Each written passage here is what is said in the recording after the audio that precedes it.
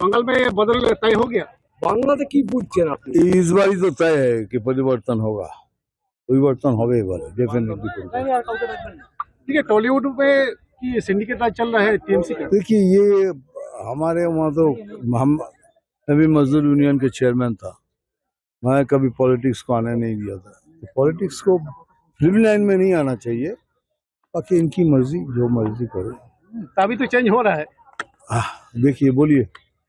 বলছি যে এই যে ঘুরে বেড়াচ্ছেন, কি বুঝতে পারছেন যে বাংলাতে কি এবারে পরিবর্তন? সেই তো বলছি, সেই জন্যই বললাম কি এবারে জোশ অনেক অনেক বডি ল্যাঙ্গুয়েজ চেঞ্জ হয়েছে লোকের মধ্যে, আমরা একত্রিত হয়েছি, সেটাই পজিটিভ।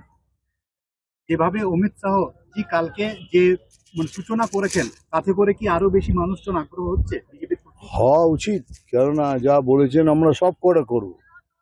বেকারদের ৩,০০০ টাকা দেবো, মাদের দেবো ৩,০০০ টাকা, বাকি যা যা বলেছেন পে কমিশন হবে, যা যা বলেছেন আপনাদের গ্যারান্টি দিচ্ছি তার সব হবেই হবে, হবেই হবে, হবেই।